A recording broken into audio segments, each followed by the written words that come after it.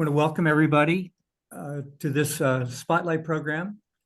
We think you're going to find it very, very interesting, learning about something here in Berks County in our region that is pretty significant. I'm Dave Myers. I'm the director of the Berks Alliance, and we've been hosting these Spotlight programs periodically, excuse me, trying to highlight important things in our community. I want to introduce John Weidenhammer, who is the chairman of the Berks Alliance, for a brief welcome as well. John. Hi, Dave. Thanks so much, and thanks for your efforts to organize this presentation today, as well as the others that you help us with. I also want to thank Gordon May, who's the CEO of Concern. This is a really important organization in our community, and I think you're going to get a lot out of this presentation, because this particular enterprise does such great work with the youth in our community. But just a quick advertisement for the Berks Alliance. We're a collaboration of anchor institutions in Berks County with a focus on community development, especially improving the health, wealth, and education attainment of our community. We also work to try to ensure that there's an adequate supply of living wage jobs, as well as an adequate supply of people to occupy those positions. So Berks Alliance does a lot of different things, and you can find out more about what we do by going to our website, which is berksalliance.org. And as Dave said, we do post, not only will we post this video that we're recording, but we've got probably 50 other videos of different presentations of community import that we've recorded. So Dave, back to you, and thanks for giving me a chance to chime in here. Sure. Thank you, John. I'm going to cover some quick ground rules for everybody.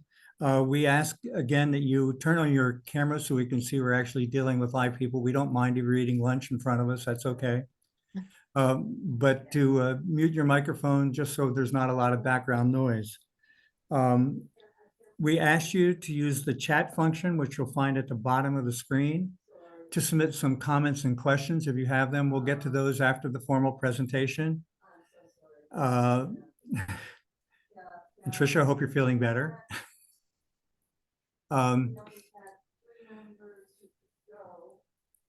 We actually use the chat function. We will get to the comments and questions after the formal presentation. We hope to have a hard wrap up at 1 o'clock. We also, as John and I have both mentioned, we post this on the Berks Alliance website. We share it with our friends at BCTV, which gets it a little bit more broader audience. And we send a copy of it to everybody who registered for the program. So with that, thank you for joining us. What I'm hoping and confident will be a very interesting presentation. I'm going to introduce Gordon May, who's the president and CEO of Concern Professional Services for Children, Youth, and Families. He's been the head of this organization since 2016. Concern itself was founded in 1978 and is coming up on its 45th anniversary this year. So there's a lot of history, a lot of legacy to celebrate here. Gordon, to you. All right. Well, I'll get started here and I'll share my screen. Should I get the right one? So that should be it. So is everybody seeing that now? Not yet. Did it pop up? Hopefully. No? No, not yet. Let me try again. Oops, screen 2 right there. Share. There it is. All right. Good. All right. So I will get started. First, I obviously want to introduce myself. My name is Gordon May, and just tell you a little bit about my background and how I came to where I am now. I'll start first professionally. So I've been doing in this profession for over 25 years now. It's crazy to think it's been that long. But my first job in the field was in high school. My senior year, I got a job as a counselor at a Kids at Risk program in my high school. And at that time, it was a counselor and it was kids. We were just paired up with them individually over the year. I was going into college undecided. And that summer was the first time I was like, wow, I can have a job where I get to work with kids that are having problems and be a mentor and have an impact on a youth's life. I got to school, I sought out psychology, social work, and then started my education, social work and psych undergrad at Shippensburg University and graduate school at Columbia University for social work and psych, minor in psych. At that time, I graduated. I got a job as an outpatient therapist. It's kind of ironic. I did all clinical all through my schooling, expecting to really be a therapist and work in the field. And as I went along, I got pulled on the admin side. Ironically, some of my friends who did all administrative policy work are now therapists. So we flip-flop. I don't know what that really means, but there's definitely about 4 or 5 of us that did opposite and ended up in different fields. So I always think that's kind of funny to point out. So I started in an outpatient mental health clinic and kind of worked myself up in another organization to where I was a vice president of behavioral health, and I did development and operations of clinics and contracted work across the country. So essentially I would go into an area, do a needs assessment and say, hey, we really need this mental health service in this state. I would open up a new office, get it all set up and move on to the next one. So I did that for probably almost 10 years. And then it was just a career advancement. In this job at Concern I saw, and I wasn't even really looking, but it jumped out to me. And the biggest thing that jumped out to me was the foster care and adoption. My previous agency did not offer foster care and adoption work, but this one did. And I was like, wow, I read the job and it was one of those moments where I was like, this is going to be my job. It was a career advancement. I was vice president looking to the next step in my life. And the biggest thing there for me, and I got the job, obviously, that was 7 years ago. But the biggest thing there for me was my background. And I told you a little about when I started, but really my experience and knowledge of the field and what drove me to this field was really my life experience. I was adopted by my grandparents. I never knew my dad. My mom has schizophrenia, some mental health issues, and I kind of dealt with that growing up. So I had that going on throughout my childhood, and I had so much support along the way from my mom, my family, my grandparents, the school I was in. And without all those people around me, I don't think I would have made it. I had a lot of friends that did not end up where they should have with the talent they had, because I don't think they necessarily had the supports and some of the guidance that I had along the way. So as I got through to that was kind of my calling. And I knew exactly from a young age I was going to give back. And it was really interesting because up until 7 years ago, I had never really done work in foster care and adoption. And at a very young age, I was in foster care and I was also adopted. So to me, this was like my ideal dream job of like, I get to run an agency that does foster care, adoption, all these wonderful services. So that's kind of a little bit about me and how I came to be at Concern. The next thing I want to talk about is how Concern got its name, because I think this is really interesting, a great story as well. So it's Concern Professional Services for Children, Youth, and Families, as you see in the title. 45 years ago, there were a group of people sitting around and they were providing services to youth and started foster care. And it's right when they started to pay parents to be foster parents. We pay employees to help people. So they had the great idea of, hey, we're going to pay foster parents to bring on these kids. And they couldn't think of a name for the agency and what to do. And all they were talking about was concern for this, concern for the kids, concern for the families. It was Concern. So the group of people that was together decided to call the agency Concern Professional Services for Children, Youth, and Families. So that's kind of how the name came to be. Our two founders are still on the board, Nancy Weichert and Glenn Hilligus. They've been around in Berks County for a long time. They're director emeritus on the board, and they were part of that group that founded the organization. I just had lunch with Glenn probably about 3 months ago. So they're still involved in the agency and have contact, which is pretty fun to listen to them tell the stories about how the agencies came from where it is to where it is today. Changing slides.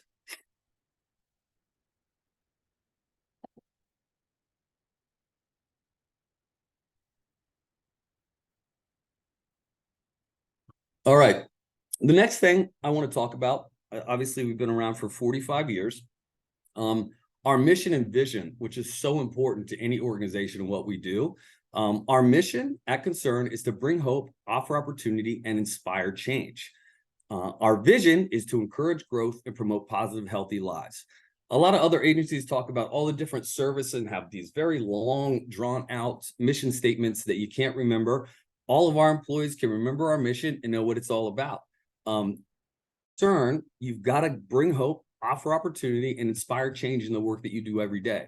Every provider provides outpatient therapy, provides mental health services, provides foster care services, case management.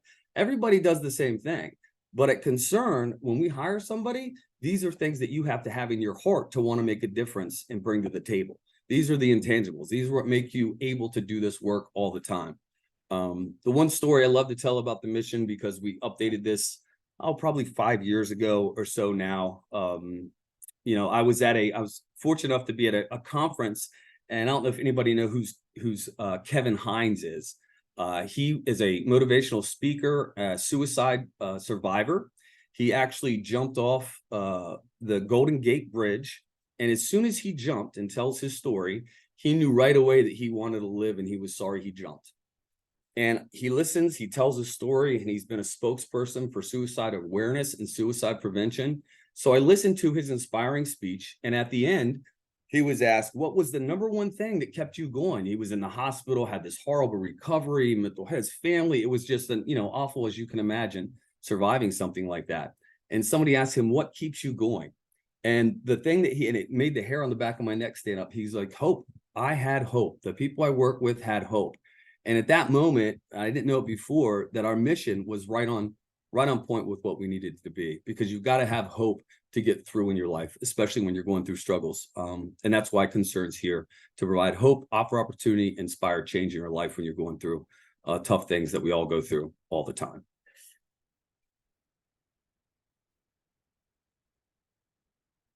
Services. So the services we provide a wealth of services at Concern. I guess I'll start with just our overall footprint of Concern and the reach that we have in the community. I think sometimes people recognize us in their community, but don't realize we have a pretty large reach and a fairly decent sized organization. So we go the whole way up to Wellsboro, Mansfield area, and then we go the whole way down into Maryland, Prince George County, Lanham, Maryland, where we have an office in Maryland. We have about 17 offices right now. I think we're getting ready. Well, 16. I think we're getting ready to open up another one. And we have approximately 375 employees right now. So pretty large. And we do about $23 million a year in revenue and business in that area.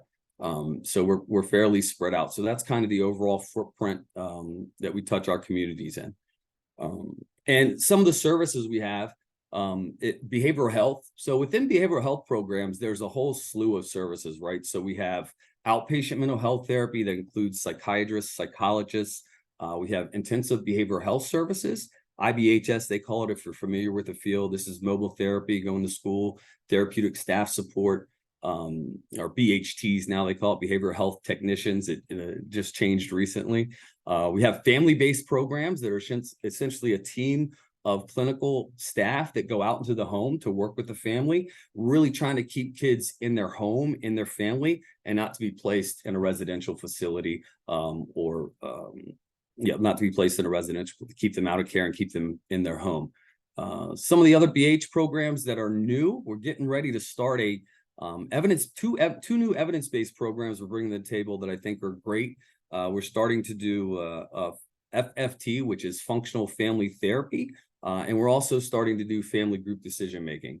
So that's just a specific behavioral health service that's provided under our scope that'll be new, that's evidence-based. We've got some funding for those programs as well.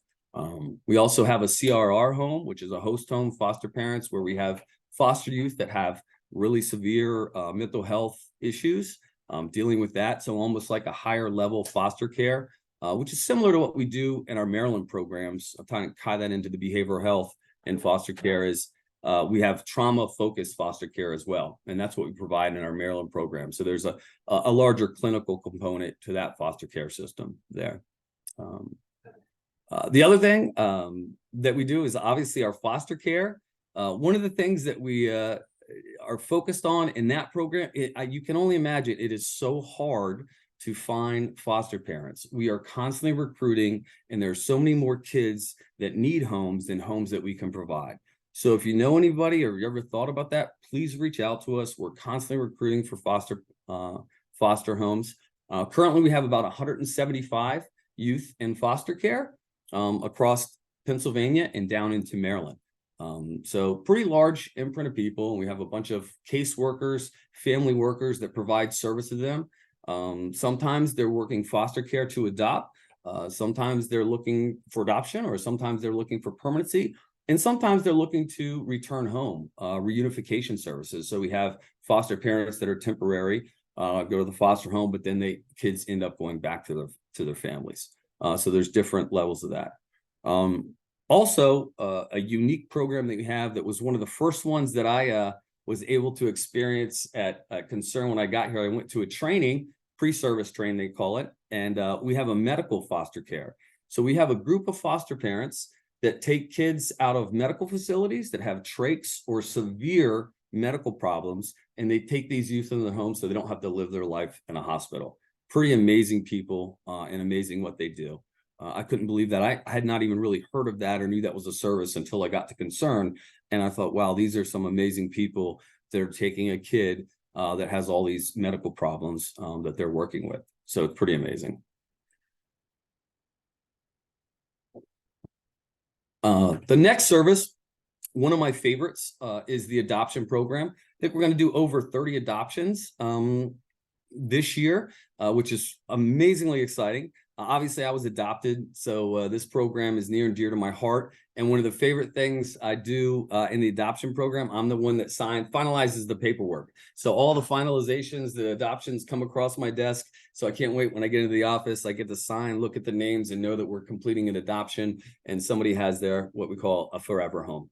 And they've, we have them all throughout the year, and people work tirelessly in that program to get these kids adopted and finding homes. The other thing we have is a residential facility. This is down in Coatesville, Pennsylvania. So it's a boys facility, residential. We provide some therapy services within the facility. We take adjudicated youth, and we also take dependent youth. So kids with nowhere else to go, step down or looking to get into some type of independent living after the facility, they come to us, and then we discharge them back into the community. So that's our residential program.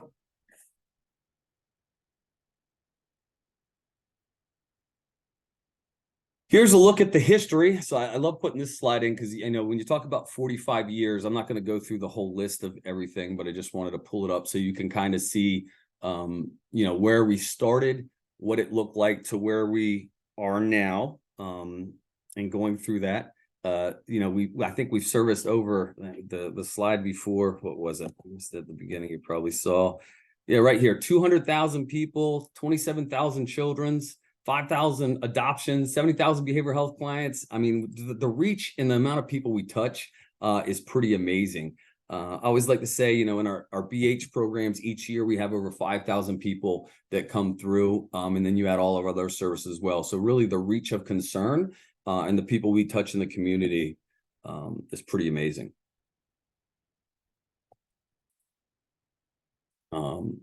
One of the reasons I'm here today is to talk about our community partners. So your organization obviously is amazing. I love to get out and speak to different clubs, chambers, rotaries. The more people that can get the word out about Concern, the more people we can get involved with Concern. The more money we can raise, the more foster parents we can find, the more employees we can find. Just like everybody else, it is super hard to find employees. The hiring, the market was already bad in human services field prior to COVID, and it just made it 10 times worse. So it was already an issue. It really compounded over COVID, just like everyone else.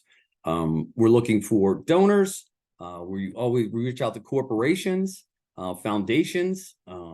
We just received a grant, not really from a foundation, but from PCCD.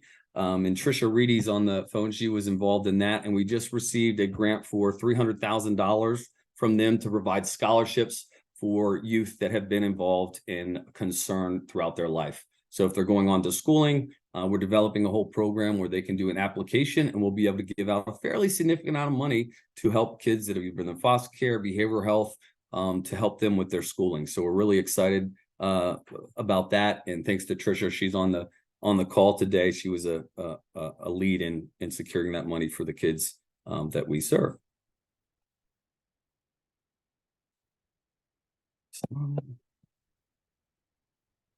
Here's our various funds. So at Concern, we have different funds.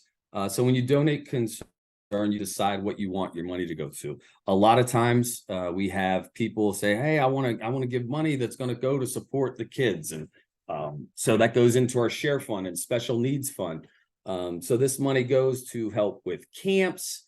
You can look at different camps or lessons or technology for school. We've helped paid for that, and also tutors. So all the money that, if you think about, we have kids in foster care. So anything special above and beyond that can help them have a positive life experience and get that kids would have, we definitely try to utilize these funds and raise money. The newest one that we have, there's two new ones actually, the Behavioral Health Fund, which will helps our clients dealing with mental health issues. So it could be with transportation, it could be possibly with bills, or somebody struggling that needs any type of finances to help support their needs.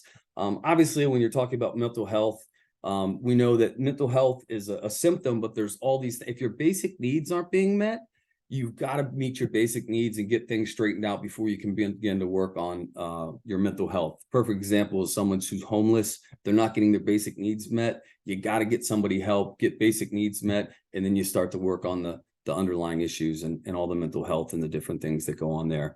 But the BH fund, so that's where that starts.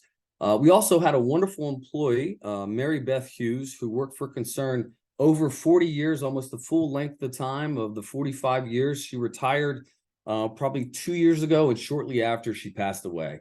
She was an amazing worker. I supervised her for the whole time I was at Concern, and we actually dedicated one of our offices locations in her name because she gave so much to Concern. We created a scholarship, and we'll be giving out 5 scholarships in her name each year moving forward. So pretty impressive.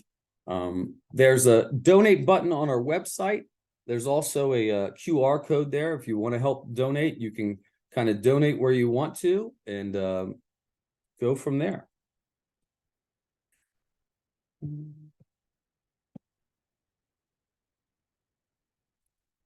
So the big event this year, this is our special event this year, Concern's 45th anniversary, which will be at the DoubleTree in Reading. I think we have over 150 people attending at this time. We've hit our goal of raising about $30,000, which is pretty amazing. We have some guests lined up to possibly talk. We have a DJ. We're going to have a great time, and I'm really excited to raise some money for our behavioral health fund through the event. If somebody would have told me years ago, Gordon, you get to throw a party, raise money for kids, and give back and have fun, I was like, sign me up. That's what I want to do. So we get to do that. I'm sure all of you have been to different fundraising events. And my friends joke is like, we only get out now. We get to these events and get to have fun with everybody, and it's for a good cause. So it's pretty amazing that we get to celebrate with like-minded folks and have a good time and raise some money and go from there.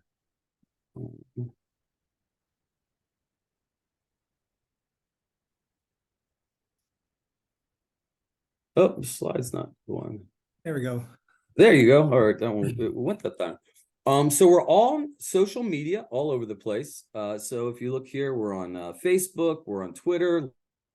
If anything today, please go to the social media websites, give us a follow on LinkedIn, all the different sites. We're always trying to increase our outreach, and everybody knows how the networking works. The more people we get to follow us, the more we get our messages out, the more messages that are shared, and we're able to communicate with the community. So we appreciate any follows, any supports that you can provide, and go from there. Yeah, it looks like you have a video there at the bottom of that. I don't know if the video sound will work. We'll see. Give it a shot. I'll give it a shot. I don't think you can hear it from here, and I have it on YouTube. I could probably pull up. Can you hear it? No. Yeah. Yeah, I didn't think you'd hear it. I do have a video where I say a lot of the stuff I already said, so some of the stuff's in there. So you We're not don't gonna want to make you hear repeat yourself. Yeah, so you hear the whole thing again. But we did have some clients in there, and it was on YouTube, and have it posted on some of our sites if you want to check out the video. and Gordon, if kind of you're go okay, from there. we'll share the PowerPoint with everybody who registered for the event as well, so they can Yep. maybe work on the video.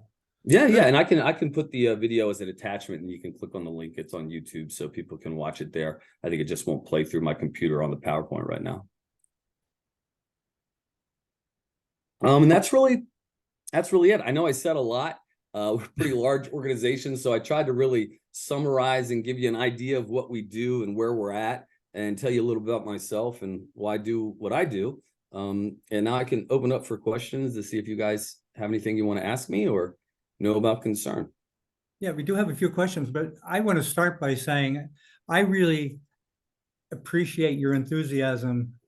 It's engaging. It makes you feel like you want to be really part of this. So thank you very much for doing that. Thank you.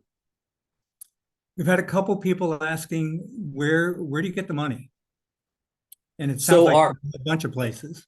Yeah, so we get most of our funding through Medicaid. So we're about 60% Medicaid dollars through managed care organizations. So that's Medicaid.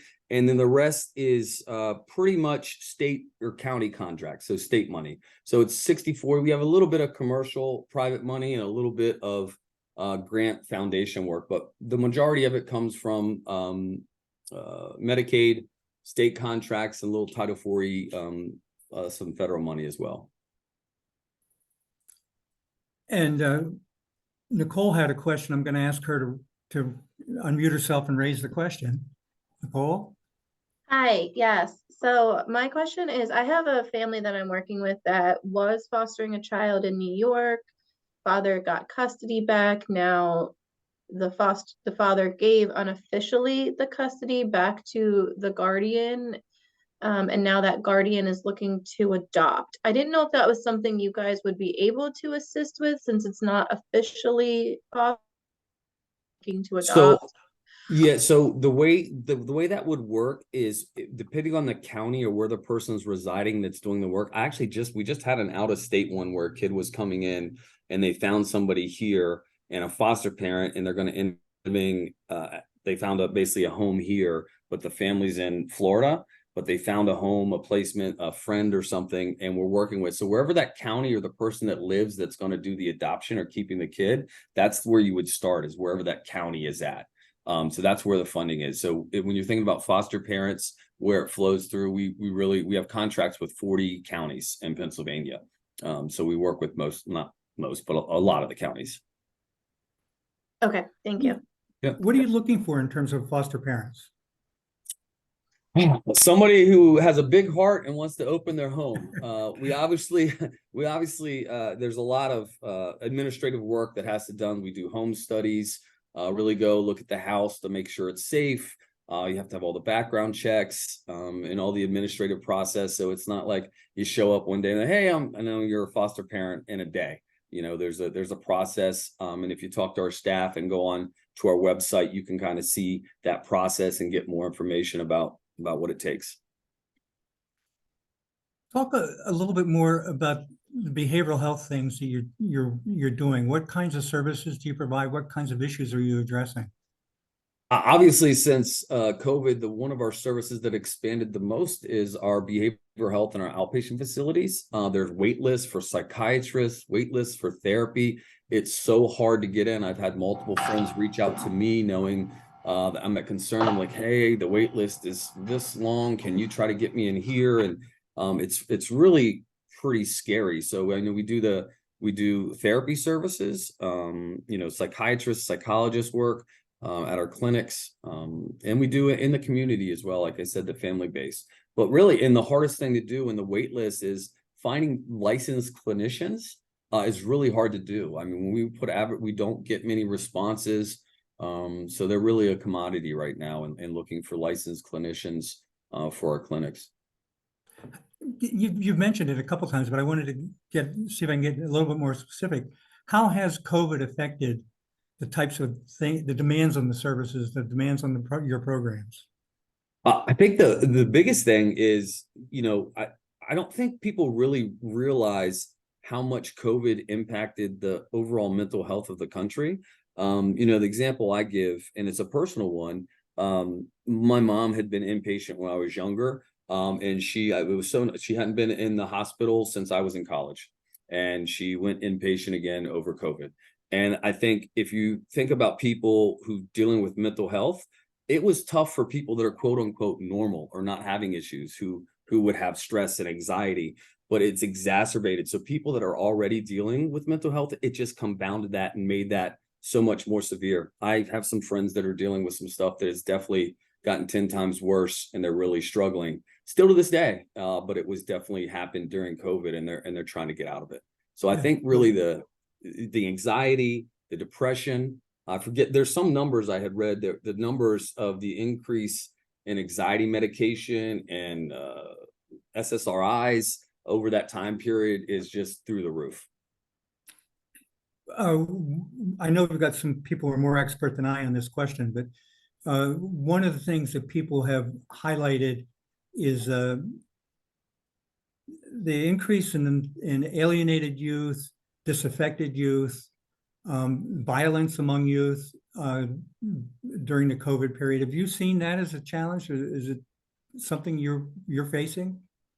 Yeah, I mean, the biggest thing is the isolation, and kids just sitting on devices and not being as social. So the social anxiety is definitely something we've seen within the kids, getting kids back into school, making sure they're completing their schoolwork.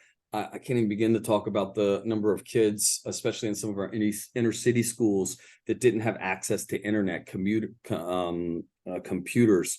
People are behind. The schooling's behind, so that makes the mental health issues they're facing even worse. We have a question from Danica. I'm going to let her ask her question. Danica? Hi, sorry. Yeah, so I was just wondering, is there currently a wait list for both family-based services and outpatient therapy? I don't think there's a wait list currently. I don't know. There might be a wait list depending on the office. So we have so many different offices in Fleetwood. Oh, okay. I think we're okay in Fleetwood. The really hard thing with the wait list that it gets long is our psychiatrist. So really hard to get in with the doctor. That's probably the hardest, and then our licensed clinicians. But I think we can try to get you in for intakes and get scheduled up for appointments. And you would have to call the local office to see what the wait is for those. And family-based, we're opening. I know we're hiring positions. Big thing there is finding positions, right? So we have teams, we have family-based teams that we're trying to get up and running and get people hired. Okay, perfect. Thank you. Yep. Your inpatient services, what do they get? How long are they likely to be staying as an inpatient? I know that some programs it's 30 days and you're an inpatient, and then you get sort of pushed out whether or not you recover. So it's a non-secure facility. So, we 24 hours. So they're there. We have different length of stays. Obviously, when you're inpatient, we don't like to see kids stay longer than 6 months or so, 6 to 9 months to complete the program. We have programs that go through. We do art, aggression replacement therapy for the kids that need that. Really work on, life skills, critical thinking skills. We have some programs where they have jobs. They get jobs, they're working on their GED. We have the education programs, we have tutors. So really everything that you would work on in school, you would do at the facility. Some kids actually go to their own school, go to Coatesville School, or go to the school where they come from. So depending on the situation, their level of education, that's the program that we offer there. The kids just did this summer, they built they did a whole garden. So they get to pick their garden, their vegetables, they do their own lunch and stuff. So it's been pretty cool to watch the kids go out there, plant everything, picked all the vegetables, and actually utilize it when they're making dinner and their lunches. So that's been pretty cool to see. One of the things you and I talked about before we got started was foster care and adopting people, particularly older kids. Is that a challenge? It is. Yeah, no, it definitely is a challenge. I mean, one of the hardest things is we have teenagers that it could be in a group home like ours that don't have anywhere to go. They're homeless. They're in our group home. We've had that where we're really searching to get a kinship home, which is a big thing now. So family friend who's willing to take a kid in. We work with kinship homes as well. But yeah, no, it's really hard to get somebody to open up their home to a teenager. Um, in Berks County in particular, but in other counties, what are the agencies that you work with? Is it Children and Youth Services, or is it the intermediate unit, or who is it? Yeah, so we work with a lot of the school districts. So we have school-based behavioral health teams that work within the schools. I talked about our outpatient therapy. I think we're actually in over 60 schools in Pennsylvania where we actually provide therapy to the kids in the school, which is huge. We do work, like I said, we have 40 contracts with different children, youth, different counties.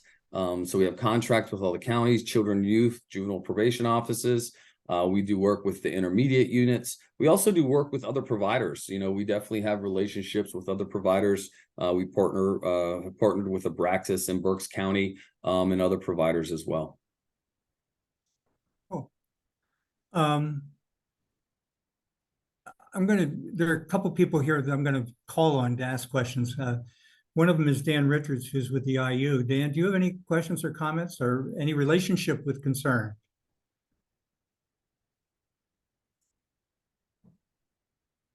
And hopefully he's still awake and not. Hey, Dave. How you doing? Good. Thanks, Dan. Can you hear me? Yes. Yeah, no problem. No problem. So no current relationships with Concern. I was actually on here listening in as Dr. Hackman had put out the announcement. As of course, I get them directly from you, but our early childhood student services office as well, just seeing if there's any connections and things that might apply that I could listen in and take that information back. But just glad to be on and learn a little bit. Thank you. Go ahead. Oh, I just said thank you. Oh, Dan, are you guys facing some of the same sort as the IU and the school districts facing some of the challenges that our Concern has been talking about? Absolutely. I mean, the services that are available out there, it's hard for us to find the needed services for our youth across the board, as well as staffing and things of that nature. So I think in listening to some of the concerns that he shared, yeah, absolutely. Some of the same things. Good. Thank you. I'm going to call on Edna Garcia to talk for a minute. Edna's leading some significant efforts here in Berks County about youth violence. Edna, do you want to say anything, ask any questions, or make any comments? Oh, thanks, Dave, for the opportunity. Thank you, everyone, for participating today. It's a very important subject here. Concern4Kids is doing an amazing job. I just have one question. What's the relationship like with the homeless students in the Reading High School? I don't know the actual relationships. I know we've had referral relationships with Mary's Shelter, if you're familiar with that. And we provide, I don't know if we provide clinic outpatient services to the Reading school districts. I know we have clients from that area. So we usually have relationships with the school, and then make the referrals to Concern for the services that are in need. So I wouldn't know specifically about the homeless youth in Reading, other than our work and trying to partners with Mary's Shelter and some other providers that do specific outreach to the homeless. Oh, great. Thank you for that. If we'll have your email, maybe I can follow up with maybe a meeting or something of the sort, so we can talk about some of those social ills that they're dealing with there. No, that would be great. That's the whole reason we do these things, right? So we network, we meet people, you can email, and then we can get our names out, get you the information. Like multiple people have said, there's not enough services. So it's, you're not in competition. We're just trying to find the services that are appropriate for the kids, and each kid needs something a little different. There's a lot of providers that are trying to help, and people are always looking for services and to make referrals. So any information you need, you get my email, reach out, and I'll get you set up with the appropriate staff and go from there. Thank you. I'm a total believer in Together We Can. So thank you for all that you do. Thank you, Dave. Sure. Gordon, the city of Reading is, especially the youth, are largely Hispanic. Do you have capacity to address language issues, cultural We barriers? do. We have a couple Spanish speaking therapists, and we also have a Spanish speaking psychiatrist in our Fleetwood office, which is a dime a dozen. So it's pretty nice to have that as well. I know he is booked, so there's a wait list to get in with him. He's definitely tough to get in with. But yeah, so we, we do.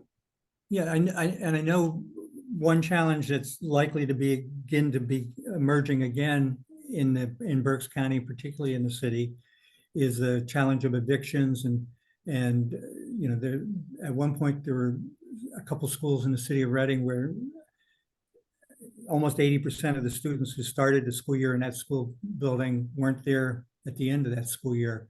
Yeah.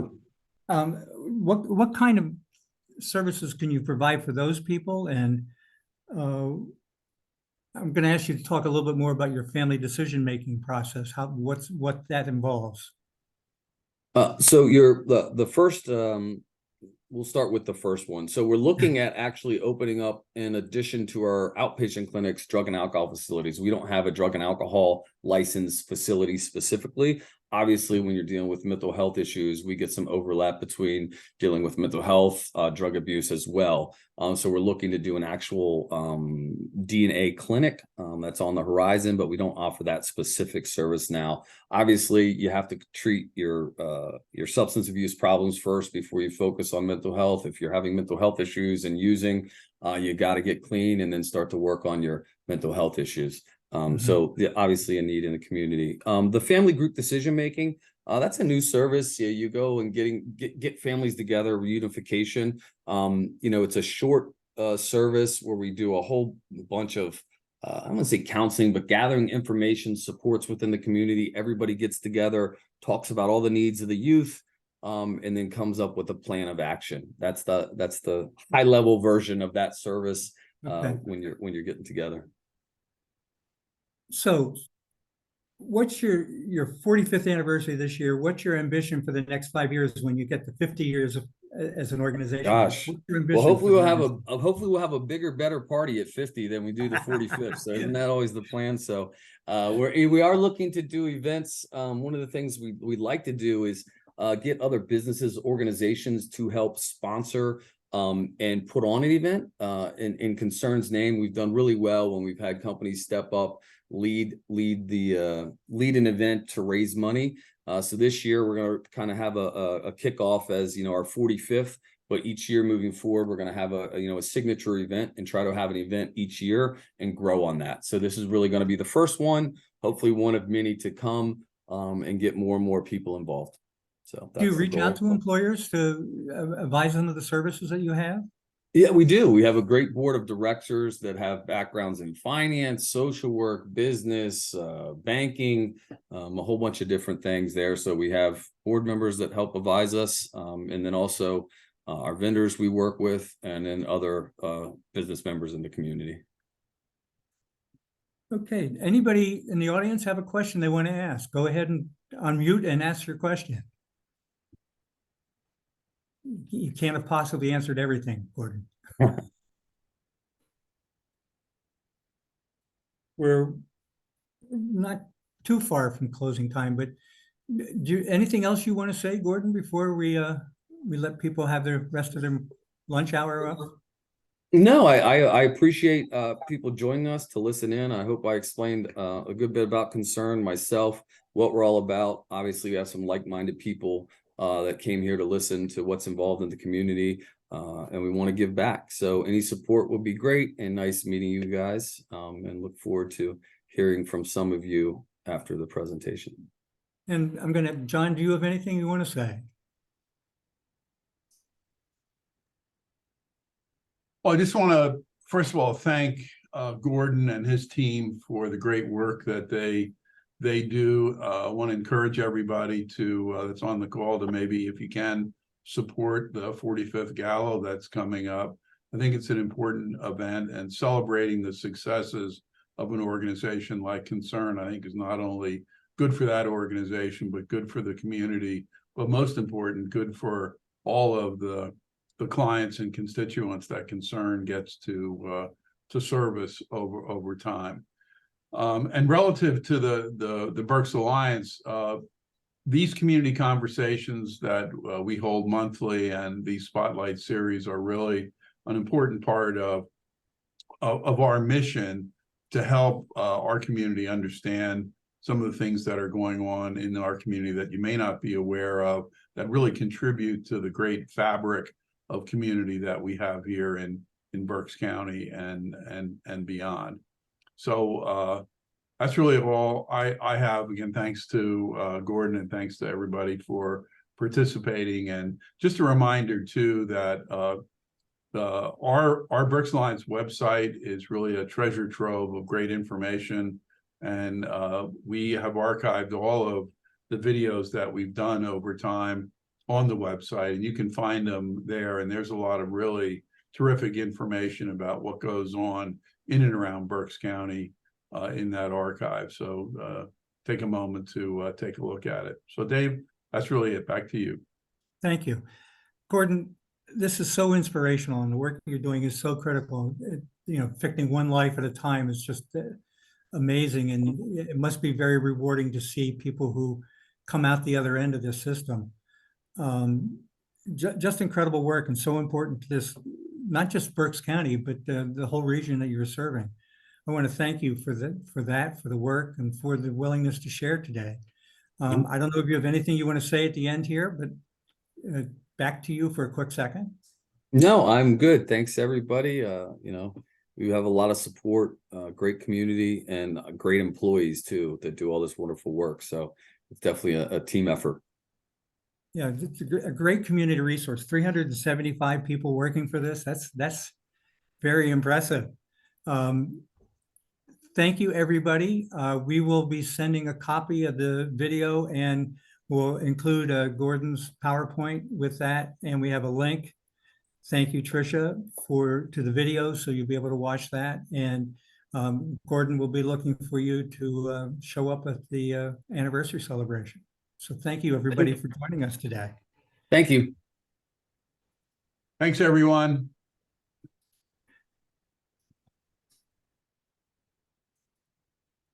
Okay.